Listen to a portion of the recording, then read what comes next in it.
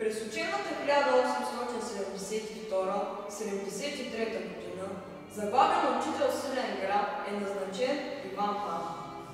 Едва 22 годишен той е изпратен в Мустафа Паша в Свиленград от българската екзархия в Цариград да преподава в училището и да се бори с гъркоманството. В този период Вазов все още не е известен и Свиленград е на от първите места, в които изпълнява мисията си на просветител. По време на учителстването в Свиленград Вазов живее в една от черковните удеи. Със своята начетеност и интелигентност още в първите дни на преподаването си прави впечатление и привлича на своя страна местната общественост.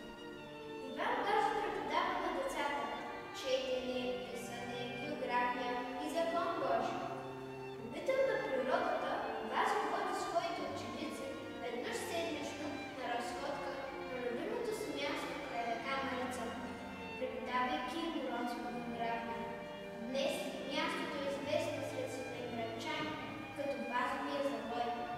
В Свиленград писателят среща и първите трепети на любовта.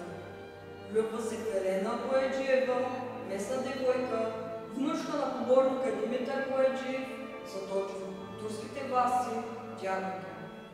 Поетът бил толкова влюбен, че дори поискал ръката на поборната Елена.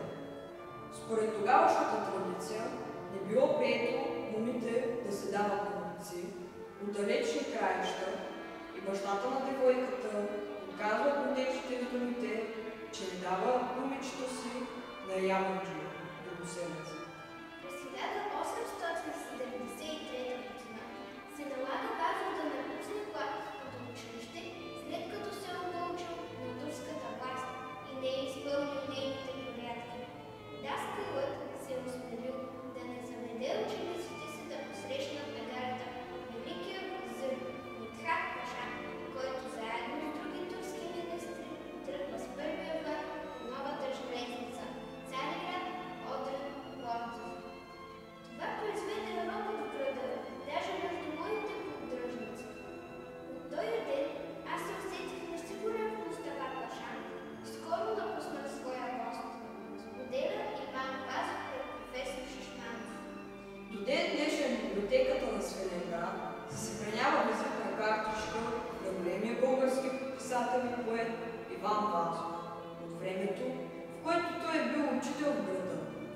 Запазено е и първото издание на Коджибото, както и книги и експонати, свързани с житейския път на автора. През 1913 година улица, водеща към храма, в който е живял Иван Вазов в Свиленград, е наречена на негово име. В знак на признателност поета посвещава стихотворението на Свиленград.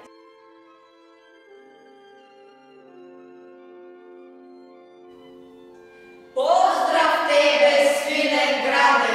Поздрав тебе, град честити, който пръв прегръдки даде на България, на орлите. Пръв излязъл из таблица, ти здрави със свободата. Първа твоята Марица отрази ни знамената. Скъп ми си, о, граде мили, мили спомени от младост. С теб душа ми се сроднили, спомени за скръб и радост. Някога, отдавна беше гост на чудната природа. Младата ми кръв кипеше за борба и свобода. Скромен жрец на идеали, сяко очи и живо слово. Будях съвести заспали, готвих поколения ново. Помня руината Марица.